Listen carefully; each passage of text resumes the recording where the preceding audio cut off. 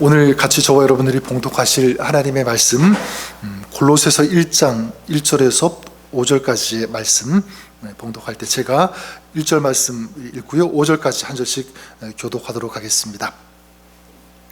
하나님의 뜻으로 말미암아 그리스도 예수의 사도된 바울과 형제 디모데는 골로새에 있는 성도들 곧 그리스도 안에서 신실한 형제들에게 편지하노니 우리 아버지 하나님으로부터 은혜와 평강이 너에게 있을지어다.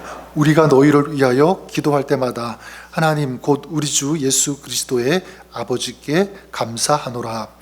이는 그리스도 예수 안에 있는 믿음과 모든 성도에 대한 사랑을 들었습니다. 5절까지 읽겠습니다. 너희를 위하여 하늘에 쌓아둔 소망으로 말미암음이니 곧 너희가 전에 복음 진리의 말씀을 들은 것이라. 아멘.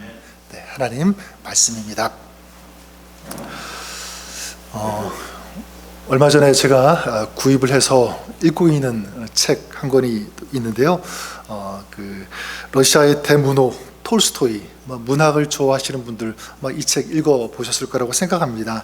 안나 카레리나라고 하는 소설, 톨스토이가 지은 대표적인 소설 중에 하나입니다. 그 사랑, 결혼, 신앙, 그리고 사회적인 위선 등 다양한 이 주제를 생생하게 전달하는 그 내용의 소설이기도 한데요. 사랑을 좋지만 어떤 사회적인 냉대 규범, 또 내면의 이 고통 속에서 비극적인 어떤 결말을 맞이하는 이 안나라고 하는 그런 인물, 그리고 이제 아내와 결혼하면서 진정한 사랑, 그리고 믿음의 의미를 발견하는, 그래서 해피엔딩으로 끝나게 되는 레빈이라고 하는 그 인물이 대비되는 그런 내용의 소설입니다. 그래서 이 두 인물을 대비하면서 어떤 사랑이 진정한 인간을 살리는 사랑인지, 또 어떤 사랑이 사람을 파멸로 이끄는지, 이것을 보여주는 소설이라고도 할 수가 있는데, 저는 이 소설을 딱 펼쳤을 때 좀 특이한 것을 하나 발견했습니다. 그게 뭐냐면 이 소설 시작에 이 소설의 주제를 소설 시작에 던진다고 하는 거예요. 한 문장으로 그 주제를 던지면서 소설이 시작이 되는데 이런 문장으로 시작합니다. 행복한 가정의 사정은 다들 비슷비슷하지만 불행한 가정은 저마다 다른 이유가 있다. 다시 한번 읽어드릴까요? 행복한 가정의 사정은 다들 비슷하지만 불행한 가정은 저마다 다른 이유가 있다. 이런 주제를 던지면서 소설 이야기가 시작하는데, 이 얘기를 들으면서 이게 무슨 말이지 조금 이해가 되지 않으실 분도 계실 것 같아요. 사실 저도 좀 이해가 되지 않았습니다. 그래서 관계되는 그런 책도 여러 가지 설명을 찾아보니까 쉽게 설명하면 이래요. 살아가는 환경과 상황은 그 행복한 가정이라든가 불행한 가정 다 비슷비슷합니다. 하지만 행복한 가정에는요, 어떤 특별한 원칙이 있다는 거예요. 원칙. 반대로 불행한 가정에는 행복을 만드는 원칙이 있는 것이 아니라 불행하게 하는 다양한 원인만 있다라는 것입니다. 그래서 불행한 가정 속에는 경제 문제, 그리고 가족 문제, 자녀 문제, 여러 가지 문제들 속에서 그것을 풀어가는 과정 속에서 불행하게 하는 많은 원인들이 있다. 대표적으로 상대방에게 책임을 전가한다든지, 그래서 상대방이 잘못한 과실은 과장하고 자기가 잘못한 것은 최소화하는 그런 모습들, 그리고 무관심한 것, 소통하지 않는 이런 문제들, 이런 다양한 원인들이 있을 때 그 가정은요 불행하게 되고, 반대로 행복한 가정, 거기서 이 가정은 벌어지는 일들, 그리고 만나는 상황들은 다 비슷합니다. 하지만 이 가정을 건강하게 유지하는 보편적인 가치, 원칙이 이 행복한 가정 속에는 있다라는 거예요. 예를 든다면 어떤 잘못한 일이 있을 경우에 먼저 미안하다는 그런 말을 하고, 그리고 당연하다는 태도가 아니라 고마운 마음, 감사한 마음을 표현한다는 거예요. 그리고 서로 존중하고 배려하고 이해해주고, 그리고 소통하는 이런 원칙들이 행복한 가정 속에는 있다라는 것입니다. 그래서 종종 여러분 듣는 아주 유명한 그런 예화가 있지 않습니까? 천국의 식탁과 지옥의 식탁이에요. 식탁에 사람들이 있는데 이 식탁 위에 젓가락과 숟가락이 있는데 이 젓가락과 숟가락이 굉장히 긴 거예요. 이 팔 길이만큼. 그래서 이 천국의 식탁에는 그 숟가락으로, 그 젓가락으로 자기가 그 음식을 먹을 수가 없으니까 어떻게 합니까? 음식을 집어서 상대편 가족들 그리고 앞에 있는 사람들에게 떠먹여준다는 거예요. 자, 그런데 반대로 지옥의 식탁에서는 그 젓가락 숟가락으로 자기가 떠먹으려고 하는데 먹을 수가 있나요? 먹을 수가 없죠. 하지만 계속 먹으려고 하고 실패하고 이제 음식을 먹지 못하는, 이게 이제 그 지옥의 식탁의 모습이라고 하는 것입니다. 서로 먹여주면 되는데, 떠먹여주면 되는데, 그런데 내가 먹여주면 저 사람이 배부르겠지라고 하는 어떤 그런 마음, 그런 이기심, 어떤 불신, 이런 것들 때문에 먹여주지 못한다. 저는 그런 맥락에서 오늘 어떻게 교회가 행복한 교회가 될 수 있는가, 그리고 우리 가정 어떻게 행복한 가정이 될 수 있는가, 이 질문을 던지면서 저는요, 오늘 바울이 로마 감옥에서 골로새 교회에게 쓴 이 골로새서에서 그 원칙을 하나 좀 찾아보기를 원하는데, 골로새서 간단하게 설명하면 사도 바울이 감옥에서 골로새 교회에게 쓴 편지입니다. 그래서 오늘 이 서론 부분에 해당하는 이 짧은 말씀, 특별히 이 3절 말씀에 그 원칙, 중요한 원칙이 들어가 있다고 생각하는데, 행복한 가정, 행복한 공동체를 이룰 수 있는 그 답, 원칙. 저는 이 3절 말씀 우리가 읽었지만 그런 의미에서 다시 한번 우리 같이 읽어보았으면 좋겠습니다. 우리 3절 말씀 우리 같이 읽겠습니다. 시작. 우리가 너희를 위하여 기도할 때마다 하나님 곧 우리 주 예수 그리스도의 아버지께 감사하노라. 너희를 위하여 기도할 때마다 아버지 하나님께 감사하노라. 어떤 마음이죠? 당신을 생각할 때마다 나는 감사한다라는 것입니다. 당신 때문에 하나님께 감사합니다. 그래 여러분, 건강하고 건설적이고 행복한 공동체 그리고 가정에게 필요한 것 또한 가장 먼저 회복해야 할 원칙이 있다면 저는 이것이라고 생각합니다. 무엇입니까? 당신 때문에 감사합니다. 이 고백인 거예요. 전 여러분들이 또 여러분의 가정이 우리 교회가 그럴 수 있기를 바랍니다. 당신 때문에 감사합니다. 당신이 있어서 감사합니다. 당신을 생각할 때마다, 당신을 위해서 기도할 때마다 아버지 하나님께 감사합니다. 전 그런 맥락에서 한번 괜찮으시면요, 한번 옆에 분들 보시면서 한번 이렇게 고백했으면 좋겠습니다. 당신 때문에 하나님께 감사합니다. 한번 얘기해 보실까요? 억지로 하지 마시고. 네, 우리 부부 보시면서 한번 서로 한번 얘기해 보죠. 당신 때문에 하나님께 감사합니다. 다시 한번 하실까요? 당신 때문에 하나님께 감사합니다. 여러분, 이 표현보다 더 아름다운 감동적인 감격적인 표현이 있을까? 저는 이것이 가장 아름다운 고백이고 표현이라고 생각합니다. 자, 그러면 우리가 한번 이런 질문 해볼 수가 있겠죠. 사도 바울이 하나님께 골로새 교회를 향하여 당신들 때문에 하나님께 감사할 수밖에 없다 이렇게 고백하고 있는데, 그러면 골로새 교회가 사도 바울이 이렇게 감사할 수밖에 없는 완전한 완벽한 교회인가 라고 할 때 그렇지 않다는 거예요. 여러분, 그런 완벽한 교회는 있을 수 없습니다. 만약 여러분들이 그런 교회 찾는다면 저에게 알려주세요. 이런 교회가 있다고. 없을 거예요. 여러분, 교회는 사람들이 모인 곳이기 때문에 추하고 더러운 곳들이 같이 들어오게 마련입니다. 세상의 습관, 어떤 가치관, 못된 습성들, 개성들, 이런 것들 잘 바뀝니까? 안 바뀝니까? 잘 바뀌지 않아요. 십자가에서 완전히 못 박혀 죽기까지는 변하지 않는 게 사실입니다. 또한 참 안타까운 거 뭐냐면 죽었다고는 하는데 왜 그런 것들은 자꾸만 쉽게 부활하는지 모르겠어요. 자꾸 살아나요. 이 교회의 모습, 가정 속에도 그럴 수가 있는 거죠. 여러분, 그런 의미에서 공동체도 마찬가지, 우리 교회도 마찬가지, 또 특별히 가정에서도 마찬가지라고 생각합니다. 여러분, 생각해 보시면 우리 부부간 한번 생각해 보세요.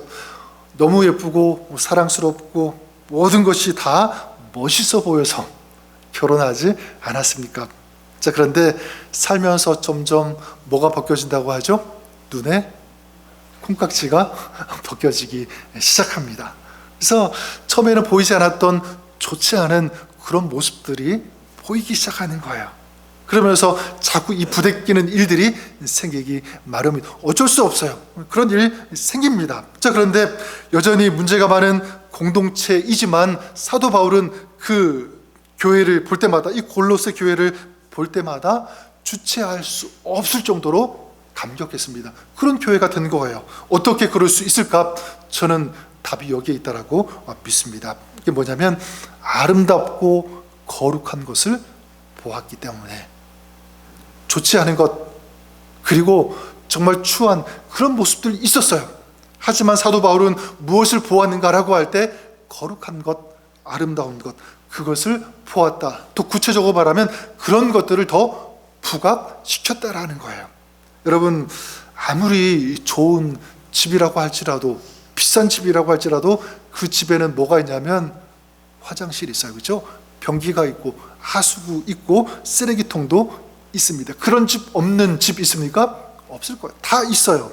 근데 여러분, 그 집이 아름다운 그 이유, 멋있어 보이는 그 이유는 무엇입니까? 더러운 것들은 감추어진 거죠. 처리가 된 거예요. 반면에 아름다운 것, 이 깨끗한 것은 드러내는 거예요. 잘 보이도록. 그래서 그 집이 아름답고 멋있는 집이 될 수 있는 것입니다. 저는 공동체도 이 원리가 동일하게 전 적용이 된다고 생각합니다. 허물이 하나도 없고 죄가 하나도 없는 그런 공동체가 아름다운 공동체인가? 그렇지 않습니다.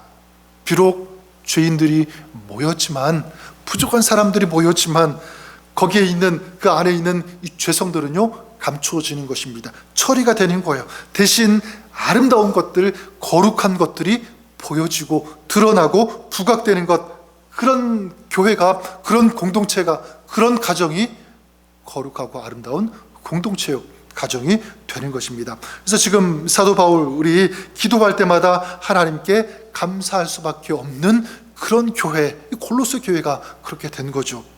자, 그러면 구체적으로 어떤 것들이 드러나야 되는가? 어떤 것들이 또 부각되어야 되는가? 우리 가정 속에서, 우리 교회 공동체 속에서, 그런 의미에서 우리 4절과 5절 말씀에 우리 드러나고 그리고 부각되어야 될 것, 우리가 바라봐야 될 것이 저는 이 속에 들어가 있다고 생각하는데요. 우리 4절과 5절 말씀 우리 다시 한번 같이 읽어보도록 하겠습니다. 함께 읽겠습니다. 시작. 이는 그리스도 예수 안에 있는 너희의 믿음과 모든 성도에 대한 사랑을 들었음이요, 너희를 위하여 하늘에 쌓아둔 소망으로 말미암음이니 곧 너희가 전에 복음 진리의 말씀을 들은 것이라. 즉, 여기 보면 공동체 안에 꼭 있어야 할 것, 붙잡아야 될 원칙, 이 세 가지가 이 속에 있습니다. 즉, 그것을 말씀하고 있는데 무엇이죠? 믿음, 사랑, 소망, 세 가지입니다. 믿음, 소망, 사랑. 이게 바로 공동체를 향한, 가정을 향한 성경의 원칙인 거예요. 그래서 고린도전서 13장 13절에도 유명한 말씀이 있지 않습니까? 그런즉 믿음, 사랑, 소망, 이 세 가지는 항상 있을 것인데, 믿음, 소망, 사랑 항상 있어야 된다. 어디에요? 가정 안에, 공동체 안에. 그래, 여러분, 정말 아름다운 공동체는, 정말 아름다운 가정은 바로 믿음의 공동체, 사랑 공동체, 그리고 소망 공동체가 되어야 되는 줄 믿습니다. 전 여러분의 가정이, 우리 공동체가 그러시기를 바라요. 믿음 공동체, 사랑 공동체, 소망 공동체. 그런 의미에서 첫 번째가 뭐였습니까? 믿음 공동체예요. 믿음, 이 공동체의 기초가 된다. 우리 가정의 기초가 되는 것. 그리고 믿음을 설명할 때 뭐라고 얘기하시냐면, 믿음은요, 과거라고 할 수 있어요. 과거. 여러분, 우리 교회에는요, 다양한 이 과거의 스토리를 가지고 있는 사람들 있을 수 있습니다. 여러분들도 다 그런 과거 있을 거예요. 어떤 사람에게 있어서는 아주 화려하고 자랑스러운 그런 과거가 있는가 하면, 또 어떤 사람에게는 좀 부족한, 부끄러운 어떤 그런 과거가 있을 수도 있을 것입니다. 어려운 그런 시간들을 지난 그런 과거들, 근데 비슷한 시대를 살아왔지만 너무나 다른 과거를 가지고 있는 것이 사실입니다. 자, 그러니까 무엇을 제가 말씀드리고 싶냐면 다양한 사람들이 교회에 있다는 거예요. 자, 그렇기 때문에 중요한 것은 바로 이것입니다. 그 다양한 과거, 이 다양성을 어떻게 해야 되는가? 인정할 수 있어야 되는 것입니다. 만약 그 다양성을 인정하지 못한다면 그 교회는 건강한 공동체가 될 수 없다. 교회가 될 수 없다. 예를 든다면 교회 공동체 가운데 어떤 인류대학, 좋은 대학교를 졸업한 공부한 사람만 들어올 수 있다라고 한다면 여러분, 그 교회가, 그 공동체가 좋은 공동체이겠습니까? 그렇지 못합니다. 그건요, 진정한 의미에서 하나님의 교회 공동체, 신앙 공동체가 될 수 없는 거예요. 교회는 다양한 사람들이 있습니다. 그 다양한 사람들을 인정하고 존중하는 것, 바로 그 교회가 좋은 공동체. 그래서 고린도전서 12장 12절에 보면 교회 공동체를 아주 정확하게 정의하는데 이렇게 말씀합니다. 몸은 하나인데 많은 지체가 있고 몸의 지체는 많으나 한 몸인 것 같이, 이렇게 말씀하고 있습니다. 손, 발, 눈, 우리 몸에 다양한 지체가 있는 것처럼 교회가 마찬가지 이런 다양한 성격, 다양한 배경, 다양한 스토리를 가지고 있는 사람들이 모인 곳, 바로 그것이 이 교회다. 그 사람들이 같이 조화를 이루는 것, 바로 그런 것이 교회라는 거예요. 네, 여러분, 무엇보다도 교회가 아름다운 교회, 또 공동체가 되기 위해서 저는 한 가지 공통적인 과거가 있어야 된다고 생각해요. 그 과거가 뭐냐면 바로 믿음입니다. 믿음이라고 하는 이 과거, 예수 그리스도를 구주로 영접하고 믿는 이 믿음의 스토리가 있는, 그게 우리 교회, 우리 성도, 또 여러분이 될 수 있기를 바랍니다. 그래서 어떤 과거의 삶의 스토리가 있든지 상관없이 그런 것들은 다 가려지고요. 반면에 이 믿음이 부각되는 것입니다. 이 믿음의 스토리, 이런 것들을 서로 나누고 서로 배려하고 또 간증하는 그런 교회, 이게 좋은 교회. 그래서 저는 여러분들이 우리 교인들 사이에 만날 때마다, 얘기를 나눌 때마다 상대방의 어떤 과거의 삶의 스토리를 얘기하기보다는요, 저는 믿음을 얘기했으면 좋을 것 같아요. 믿음의 간증. 그래서 내가 어떻게 예수님을 만났는지, 예수님을 만남으로 말미암아 내 삶이 얼마나 변화가 되었는지, 얼마나 감사한지, 이런 기쁨의 이야기들, 이런 간증들을 나눌 수 있는 그런 여러분 될 수 있기를 바랍니다. 이런 믿음의 고백이 풍성한 교회, 그런 가정, 정말 복 있는 아름다운 행복한 가정이요, 공동체인 줄 믿습니다. 이런 믿음의 이야기가 풍성한 여러분의 가정, 우리 교회가 될 수 있기를 주님의 이름으로 간절히 축원합니다. 두 번째 아름다운 공동체는 어떤 공동체냐면 바로 사랑 공동체라고 하는 거예요. 사랑 공동체. 좀 믿음이 과거라고 한다면 이 사랑은요, 현재라고 말씀드리고 싶어요. 현재 믿음이 온 인류의 죄를 지고 십자가에서 돌아가신 그 주님을 믿는, 받아들이는, 영접하는 것, 이것이 믿음이라면 이제 이 사랑은요 무엇이냐면 지금 우리 가운데 계시는, 우리와 함께 하시는 그 주님을 전하는 것, 나타내 보이는 것, 바로 이것이 사랑이다. 그래서 사랑은 믿음의 사람임을 증명하는 것, 바로 사랑인 거죠. 그래서 저는 이 공동체와 이 가정을 생각해 보면 아무래도 사람들이 모였잖아요. 그렇죠? 사람들이 모였기 때문에 어떤 질서도 있어야 되고 절차도 있어야 되고요. 어떤 경우에는 법도 있어야 합니다. 자, 하지만 이런 절차, 어떤 이런 세상적인 질서, 법이 이게 강화가 되고 이게 부각이 되면 그 가정은요, 그 공동체는 차가워질 수밖에 없습니다. 딱딱해져요. 언젠가는 그것 때문에 문제가 생기고 부러질 수도 있습니다. 하지만 반대로 사랑이 부각될 때, 사랑이 흐를 때 그 가정은요, 그 공동체는 정말 아름다운 기쁨의 공동체가 될 수 있음을 저는 믿습니다. 저는 1년 전에 기억이 나는데 5월달, 작년 5월 그 가정의 달을 맞이해서 빌레몬서라고 하는 이 성경 말씀을 가지고 수요 예배 때 나눈 그 기억이 있습니다. 빌레몬서가 어떤 책이냐면 빌레몬의 이 종인 오네시모가 이 빌레몬 주인으로부터 도망을 한 거예요. 도망을 해서 이제 바울을 만나게 되는데 바울을 통해서 주님을 만나게 되고 복음을 믿게 된 거예요. 예수님을 만났습니다. 그리고 그리스도인이 되었는데 이제 이 바울이 어떻게 하냐면 빌레몬에게 편지를 쓰는 거예요. 그리고 이 오네시모가 너에게 당신에게 갈 테니까 이 오네시모를 이제 종이 아니라 사랑하는 형제로 받아주었으면 좋겠다. 그런 마음으로 간청하면서 쓴 편지가 바로 빌레몬서입니다. 근데 저는 이 빌레몬서에서 가장 감동적이고 도전이 되는, 터치가 되는 그 내용이 있었어요. 그게 뭐냐면 그 빌레몬서 8절 9절 말씀인데 이렇게 사도 바울이 있습니다. 내가 그리스도 안에서 아주 담대하게 내게 마땅한 일로 명할 수도 있으나 도리어 사랑으로서 간구하노라. 이게 무슨 말입니까? 내가 사도 바울, 이 사도라고 하는 권위를 가지고 또 이 빌레몬이 이 바울을 통해서 예수님을 만나고 영접한 그런 사람이기 때문에 영적인 스승이잖아요. 그런 스승됨, 어떤 그 권위를 가지고 너에게 명령할 수 있다. 오네시모를 받아주어라. 사랑으로. 그리고 종이 아니라 형제로 인정해 주어라. 명령할 수도 있었지만 사도 바울은 그렇게 하지 않고 뭐라고 얘기합니까? 사랑으로 당신에게 간구합니다. 이렇게 쓰고 있는 거예요. 사랑으로 간구하고 호소하는 거죠. 저는 여기서 중요한 교훈을 한 가지 발견할 수가 있습니다. 그게 뭐냐면 사람이 감동받고 도전받는 것, 이런 것은요, 그리고 사람의 마음이 움직이는 것은 명령이 아니라 사랑으로 가능한다. 그러니까 사람을 진정으로 변화시키는 것 마찬가지예요. 바로 명령, 억압, 통제, 어떤 질서, 법이 아니라 무엇이라는 거죠? 사랑으로 가능하다라는 것입니다. 저는 여러분, 우리가 우리 교회 공동체 속에서, 우리 가정 속에서 이 원칙을 사용하고 또 이 원칙을 실천하시기를 주님의 이름으로 간절히 축원합니다.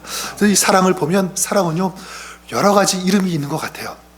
어떤 이름이 있냐면 좀 모자라고 실수가 있는 부족한 사람들을 향해서 사랑은 어떻게 표현될 수 있습니까? 바로 이 용납이라고 하는 이름. 사랑이라는 또 다른 이름이 바로 용납. 또 자신에게 아픔을 주고 힘들게 하는 사람에게 사랑은 어떤 이름으로 표현될 수가 있죠? 용서라는 이름으로 표현될 수 있다. 그리고 자기하고 전혀 다른 사람, 스타일, 행동, 삶의 방식 다 달라요. 근데 그 사람에게는 어떤 이름으로 표현될 수가 있습니까? 어떤 사랑으로?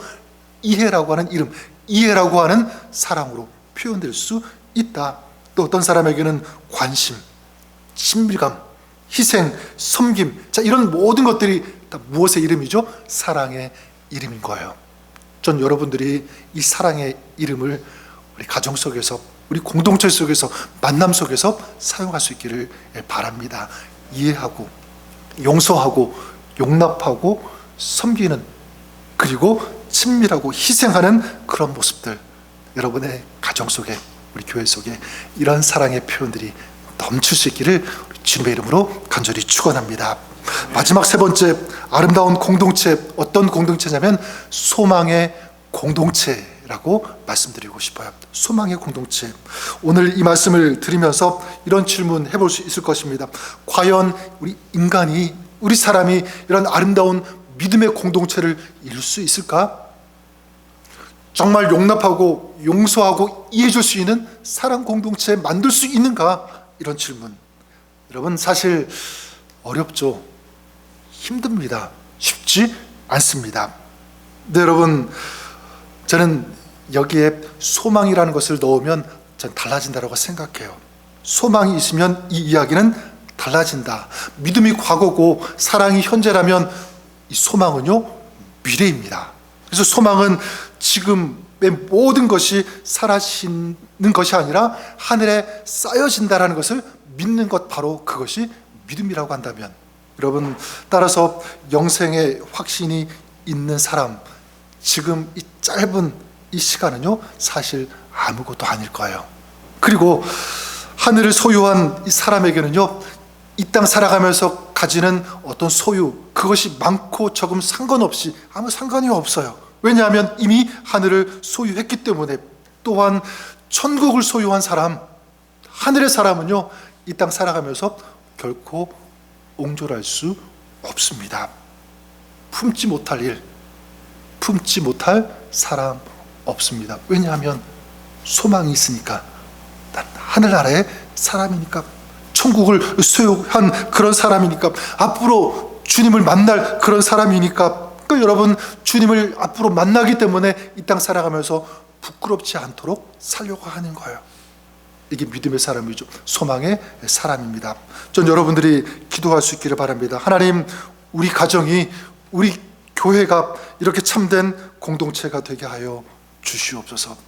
그래서 함께 살아가면서 흠과 허물, 이런 것들은 있지만 이런 것들은 가려지고 더 아름다운 거룩한 것들이 부각되는 그런 공동체가 되게 하여 주시옵소서.